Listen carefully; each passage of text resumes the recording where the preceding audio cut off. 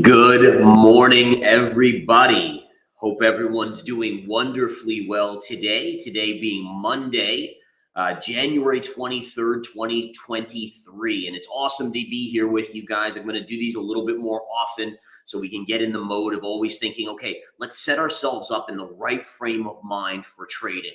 How do we come into the day? What are we looking at? What type of chart patterns does the market have in store for us? And I'm just not talking about stocks or crypto or commodities. We're looking at everything here. Macro news, if there's big economic news, we'll be dissecting that here. And again, this is a precursor to a bigger show that I hope to launch once my new office is ready with the trading floor, and I'll be doing it live from the trading floor then. So into the action we go. Let's talk a little bit about what we're seeing in the morning session. So I'm going to flip over to my charts here. This is the S&P 500. Right now, we are seeing the spiders up about 57 cents on the day. A little bit of an uptick following Friday's big move. Now, the biggest thing to note is that on Friday, we had this consistent kind of grind higher all day long. And the biggest thing to know about this, folks, is that we need to know if this was a real move on Friday or it was an options expiration move. And the difference is really important because a real move means there's real buyers and sellers. A more manipulated move means that the institutions going into options X wanted to raise the S&P, raise stock prices so that certain options that had a lot of puts on them would expire worthless. And these are the games that get played in the overall market. And this happens with crypto. This happens with commodities. You'll see on options expiration Fridays a lot of this maneuvering. So what I'm looking for today is, does the market hold its gains from Friday? Do we build on those gains? All right. And again, that'll be determining whether or not this was a real move or it was just a flip up on Friday to negate the puts that were in the money, that were put in the money on basically Wednesday and Thursday's drop. Now, if we look at this chart, right, I have a bunch of trend lines here. I want you guys to only really focus on these trend lines. All right. So I'm going to get rid of everything but this. This is called a wedge pattern. And a wedge pattern essentially is telling us that the market is consolidating in a tighter and tighter range. And ultimately, it's going to break out. It's going to be forced to break out when it gets to a head over here. All right. So the question is, do we break up to the upside or do we break to the downside? And I'm going to tell you right now, there's no easy answer here. All right. Markets in the near term can try to lure in more bulls by short-term breaking above, kind of getting above this level for a very short amount of time. The bigger question I'll be looking for is, does it confirm? Does it confirm the breakout? And again, if you know the confirmation signal from the Winning Trader series, that's really what we're talking about here. If it breaks to the downside, which I believe eventually we will do, that's where you start a bigger decline, where eventually you retest the lows from October and eventually head to my first target of 2023, which is 338 and change on the SPY. That equates to about 3,400 on the S&P 500. Okay, now let's talk a little gold here. We're going to get to Bitcoin. We're going to get to all of this stuff out here, guys. But again, let's take a look at gold. Gold is down slightly on the day, and I want to show you basically where we are. So number one, gold has had a remarkable move from October lows all the way up. Now, interestingly enough, if we look at the DXY, take a look at this. When did the dollar top out? The dollar topped out in October or right going into October. So essentially what this is showing us is that as the dollar weakens, you're going to see upside in gold prices and generally in commodities. If you look at the lows on oil, if you look at the lows on silver, it's generally going to coexist together in opposing directions. All right, now one of the things that's catching my attention here is this trend line right here on the US dollar. We could even raise it up just a tiny bit right in this vicinity. So what does this mean? Well, this to me is an indicator to be a little bit more on the cautious side of the stock market, maybe crypto as well here. And I'm going to explain. So what is very clear, and if you look at the stock market and basically we look at gold prices, we look at crypto, we know that as the dollar was rallying up, the stock market was selling. As the dollar has fallen, the stock market has rallied off its lows. So again, if you go back to the lows on the stock market, it's going to coincide basically with the highs on the dollar. So my point is, if we're coming into support on the US dollar and support generally means we could see a technical bounce in the dollar, the extrapolation of that needs to take us to the idea that the stock market may be getting a little bit tired. Okay, so again, that's the key to kind of understand here. All right, and again, I'm not saying that the dollar is going to go back to all-time highs. I honestly don't believe that. I think the dollar is probably topped. But I do think even just a technical bounce in the dollar, like just imagine if we just go back to even this area right here, which will be resistance around 103.75, that would be a catalyst for the stock market to potentially sell off.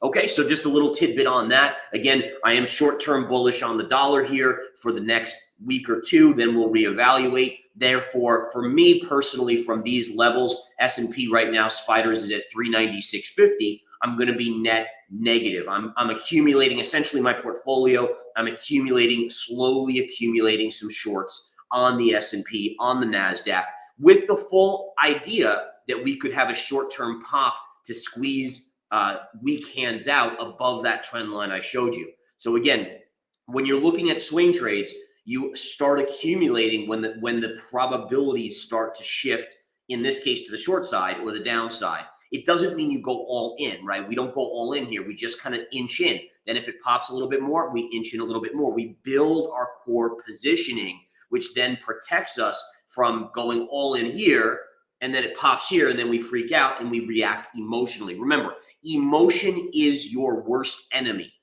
The markets will use that. All right. Essentially, the markets, think of the markets as a great white shark, and emotion is blood in the water. All right. You do not want emotion. How do you mitigate emotion? You mitigate emotion by essentially going small enough that you don't have that emotional reaction when a price goes against you a little bit. That's going to happen in trading. You need to learn to read charts and ultimately trust the charts and use your position size to mitigate your emotion. Okay, let's talk a little bit more here so we know what's going on there. I'm going to talk about Bitcoin real quick here. So let's get into Bitcoin and let's go here. Here's your dollar chart on Bitcoin. And again, I put in this longer channel. I'm just kind of curiously watching it to see. Longer upsloping channels do eventually break to the downside. But again, it was just something I was taking a look at there that we do want to keep an eye on as well. Now, short term, couple things to look at on Bitcoin here. So short term, we have taken out the FTX high. All right, now, again, whether or not we've confirmed, it doesn't really look like we've confirmed here, but we are consolidating a beginnings of a potentially bullish consolidation chart pattern. All right, so when you have sideways candles, that means a recent move is being digested. Think about, you just went to the buffet, you had a huge meal, you go back, you sit in front of the TV, you digest your food. You're not going to go run a marathon as soon as you eat the buffet, right? You're going to get cramps, you're going to feel disgusting, you're going to throw up. So the same kind of principles here apply to charts. And again, remember, charts are nothing more than representations of humans, right? It's millions of buyers and millions of sellers coming together with their emotional kind of mentality, and they're buying and selling. That's how charts are created. So essentially, you can really relate charting to basic things in the human world. Okay, so again, big buffet eaten. Now it's slowly digesting. I don't personally think it's digested enough, but it's starting to get digested. If we continue up, your upside is going to be 25,000. Now, 25,000 is a big level, not just for this pivot, but if we extend this line out, it also goes to that low right here, which was this last big drop low. So that to me is a big resistance. It's even bigger than where we currently are, which is at this pivot high, because it has a secondary pivot low here to kind of reinforce the nature of this resistance. So if we do go up, 25,000 to me would be an epically big level. Now, for me, I haven't shorted Bitcoin yet. In fact, I'm still long in verified investing crypto as we're riding this train up a little bit on that. But I will say this is that I do have shorts out there. I have two shorts out there on Solana as well as Ethereum in these ranges because the charts are looking more bearish, but they're also partial positions. And the idea being is that I want to essentially begin to accumulate for the bigger macro move to the downside that we probably get after this relief rally in asset prices. And by the way, going into January, remember, I talked about this quite a bit in my interviews, in my daily analysis videos, both in verifiedinvestingcrypto.com as well as in the Money Stocks in Verified Investing Alerts. The idea of the January effect. The January effect, tax loss selling is over. You get an overabundance then of buyers versus sellers, and it tends to lift price up. So again, if that continues, I think 25,000 at 25,000 for me personally, I will probably start inching in on a short position. Okay, next up, let's take a look at a couple other things here. So that's your short term on this. In the longer term, a couple things you want to just keep an eye on. Looking at supports, let's look at supports. So what if Bitcoin starts to roll over? This is a big trend line here, folks. Notice pivot to pivot to pivot all the way through here. So this little upsloping trend line would be a big one. And then if we do finally break that, which I do anticipate at some point, then this low pivot would be here. So short term, your upside is to 25 potentially. If we start to decline and we start getting below this area, you start watching for this upsloping trend line. All right, now some stocks for the day. What are some trades for the day? So you guys know I've been talking up natural gas coming into major support. I talked about this in my Friday broadcast. If we go to the 10-minute chart, you can see that natural gas is up on the day. And again, it's not a big move yet. But for me, the biggest factor here of why I'm a big fan of natural gas down here is the fact that you're basically into technical supports. So you could actually go all the way back here, draw a trend line all the way across, and look at this pivot high, pivot area right here, and even this one. But this is your big one, and then this flat top area right here. And again, look at how oversold natural gas is. So again, to me, natural gas is intriguing for a potential swing trade here for a snap back to probably 360 or so, which is not a bad move considering it was tagging $3 on Friday. All right, another one, CRM. So CRM is having a good pop pre-market. Elliott Management taking a position, basically a big fund taking a position in this. And basically what I'm looking for on this is I have the potential, right now it's trading at 157.70. The level I'm looking at here, there's a potential short trade for a day trade. This is only a day trade, 160.2, and then a secondary level at 162 right here. So this would be my range where if we pop up into it, for me, there's a significant gap fill range, basically between 160 and change and 162 to look for a technical pullback on this stock. So that'll be one that I'm kind of, recognizing and keeping an eye on in the charts. Now, another chart that I like as a swing trade short is Apple. The reason I like Apple as a short, and by the way, if Apple falls, the whole market's going to fall. We know that, right? Right now, by the way, Apple's trading up pre-market about a penny. So it's basically flat. But look at again, and I talked about this last week, this upsloping trend line. It broke the lows. Now it's back at that level. So what I like about this chart is that as a technician, as a trader, I'm always analyzing risk versus reward. Okay, so risk versus reward. What's going on here? And the beauty of this is that not only do you have the red trend line here, which is resistance, right? But even if it goes through that, then you have more resistance right here. So it's almost like being a cushioned short trade where, again, you start a position in this general vicinity, let's say 138, 140. And then even if it goes up to this area here, there's a little bit more of resistance. So it's almost like it has two levels that are coexisting in the same spot. And that gives me a little bit better protection. It doesn't mean it's invincible. I want to be clear on this. There is absolutely no trade that is 100%.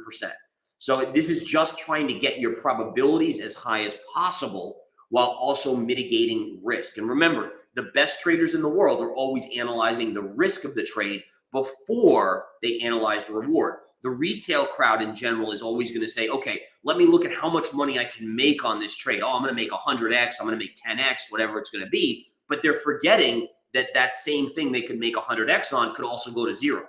And so they're not analyzing their risk versus reward. Always got to look at your risk going into a position. I've said this a million times over, but if I could go back and redo some of my early mistakes, and I made a ton in my early career, I would be much, much wealthier than I am today because of how many dumb mistakes I made. And I was the type of person, folks, honestly, that I'd have to make the same mistake like 4, 5, 6 times before I would learn from it. And then finally, it's like, okay, it got ingrained in my brain. And by the way, that's why I absolutely say to you guys that if I can become a pro, if I can learn how to read charts, if I can master psychology and discipline, each and every one of you can 100% master it, because by no means do I have anything special about me. It's just I've put in the time and the effort. I've studied. I've put years and years, in fact, decades at this point into it. So at this point, I've learned my lesson. You guys can all do it in a shorter amount of time. Read the charts, learn. As I always mention, I'm here for you guys. VerifiedInvestingEducation.com, the Winning Trader series, and obviously the services I run. But again, that's what I'm going to leave you with today. I'm going to try to do this again tomorrow. I hope you guys found it useful. And as always, folks, keep looking at the charts and avoid the hype. Take care.